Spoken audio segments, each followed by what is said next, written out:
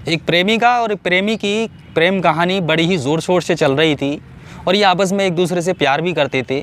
लेकिन अचानक इस कहानी के अंदर एक ऐसा मोड़ आता है कि प्रेमी अपनी प्रेमिका को छोड़कर उसके 9 वर्षीय भाई को लेकर एक खंडर में जाता है, उसके साथ गंदा काम करता है, उसके साथ कुकर्म करता है। बस इतना ही नहीं, उसके साथ एक ऐसा कांड करता है जिसमें इस 9 वर्षीय बच्चे की मौत हो जाती है। यकीनन पूरी वारदात को सुनने के बाद आप खुद सोचने पर मजबूर हो जाएंगे कि आखिर दुनिया में कैसी कैसी मानसिकता के लोग रहते हैं और आपकी रूह कांप जाएगी। आदाब, नमस्कार, सत्य श्री अकाल में हूँ आपके साथ याह्या खान सोज। मैं बात कर रहा हूँ उत्तर प्रदेश के कानपुर के बाबूपुरिया थाना क्षेत्र की। इसी थाने के अंदर एक प्रॉपर्टी डीलर आता है और आने के बाद पुलिस से कहता है कि मेरा बच्चा घर के सामने खेल रहा था, जिसकी उम्र लगभग 9 साल है, वो अचानक घर के सामने से गायब हो गया है और वो मिल नहीं रहा है। फिर जिसके बाद पुलिस इस बात को सुनती है तो पुलिस फ़ौरन एक्शन में आती है और उस व्यक्ति के साथ जाती है और उसके आसपास के पड़ोसियों से पूछताछ करना शुरू कर देती है। आसपास के लोगों से पुलिस पूछताछ कर ही रही थी कि यहाँ पर एक व्यक्ति जिसका नाम रवि कुमार था, जिसकी उम्र लगभग 24 साल है, वो आता है और आने के बाद पुलिस को और इस प्रॉपर्टी डीलर को बताता है कि मैंने इनके लड़के को एक स्कूटी पर देखा था, 2 लड़के उसको अपने साथ लेकर जा रहे थे। फिर जिसके बाद जैसे ही पुलिस इस बात को सुनती है तो पूरे तरीके से आसपास के क्षेत्र को छानना शुरू कर देती है और उसको ढूंढना शुरू कर देती है। लेकिन पुलिस के और इस प्रॉपर्टी डीलर के हाथ में निराशा लगती है। एक दिन पूरा गुजर जाता है, ये बच्चा पुलिस को नहीं मिल पाता है। फिर जिसके बाद अगले दिन निकल जाता है और अगले दिन में पुलिस को सूचना मिलती है कि एक खंडर के पास एक छोटे बच्चा घायल अवस्था में मिला है।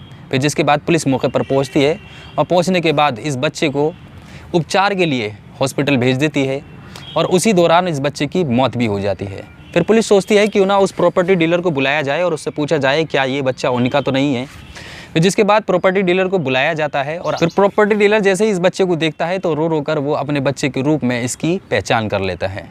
लेकिन यहाँ पर पुलिस के लिए और इस व्यक्ति के लिए बड़ा सवाल खड़ा हो जाता है कि आखिर इस बच्चे की इतनी बुरी तरीके से हत्या किसने की है और अगर की है तो इस बच्चे को निर्वस्त्र क्यों किया, इसके जिस्म पर कपड़ा क्यों नहीं था। फिर जिसके बाद पुलिस पूरे तरीके से इस मामले की पूरी तरीके से जांच में जुट जाती है और कड़ी दर कड़ी जोड़ना शुरू कर देती है।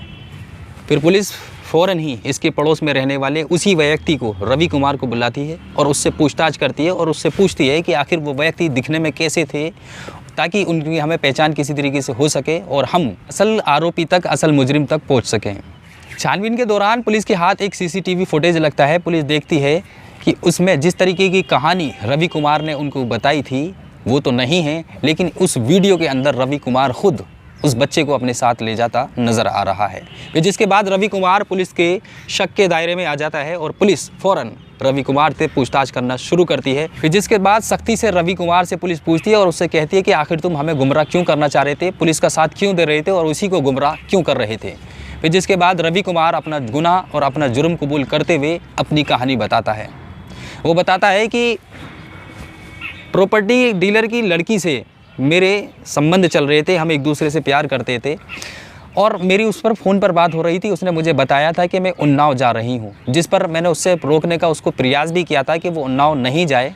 फिर जिसके बाद वो उन्नाव चली गई। जाने के बाद उसने मेरा फ़ोन उठाना बंद कर दिया और अपने नंबर को स्विच ऑफ कर लिया, जिसके बाद मैं इधर उधर ठाली फिरता रहा और मेरे जहन में एक ख़्याल था कि आखिर वो मेरा फ़ोन क्यों नहीं उठा रही है। और फ़ोन ना उठाने की वजह से मैं पूरी तरीके से आग बबूला हो गया था, मुझे गुस्सा आ गया था।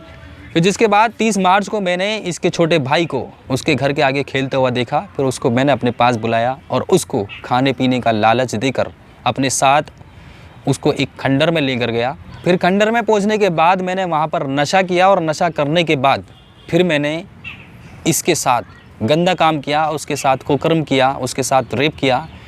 फिर उसके बाद मैंने उसकी हत्या कर दी। फिर जिसके बाद इस वारदात को अंजाम देने के बाद मैं सीधा अपने घर पर आ गया था और घर पर आने के बाद मुझे पूरा यकीन था कि अब जैसे ही मेरी प्रेमिका को मालूम होगा कि उसके भाई की हत्या हो चुकी है तो वो सीधी वापस घर आएगी और आने के बाद मुझसे बातचीत करेगी और मैं उन्हीं के साथ रहूँगा। फिर जिसके बाद मैंने पुलिस को भी पूरे तरीके से गुमराह करने की कोशिश की थी फिर जिसके बाद पुलिस रवि कुमार को गिरफ्तार कर जेल भेज देती है। पुलिस यह भी बताती है कि पुलिस ने जब वो रवि कुमार को गिरफ्तार किया था, उसने बताया कि रवि कुमार नई नई किस्म के गंदे नशे किया करता था। जिस वक्त उसको गिरफ्तार किया गया था तो उसकी जेब से 2 साबुन की टिक्कियाँ मिली थी, जिससे वो साबुन का भी नशा किया करता था। तो अब आप हमें कमेंट सेक्शन में कमेंट कर ज़रूर बताइएगा, जिसने फ़ोन ना उठाने की सनक में एक मासूम को मौत के घाट उतार दिया, बल्कि इतना ही नहीं, उसके साथ गंदा काम किया, घिनौना काम किया। आप ऐसे व्यक्ति के बारे में क्या सोचते हैं? उसको कैसी सज़ा होनी चाहिए? आप हमें कमेंट सेक्शन में कमेंट कर ज़रूर बताइएगा। दोस्तों, इस घटना को सुनाने का उद्देश्य किसी का दिल दुखाना नहीं है, किसी को ठेस पहुंचाना नहीं है, बल्कि आप सभी को सचेत करना है। आप जहां भी रहें सुरक्षित रहें, सावधान रहें। इसी के साथ मैं याह्या खान सोज़ आपसे इजाज़त लेता हूं। मैं फिर से हाजिर रहूंगा किसी सच्ची घटना के साथ, किसी सच्ची कहानी के साथ। मैं उम्मीद करता हूं आप जहां भी रहेंगे सुरक्षित रहेंगे, अपना ख्याल रखेंगे, सावधान रहेंगे। आदाब, नमस्कार, सत्य श्री अकाल, जय हिंद, जय भारत।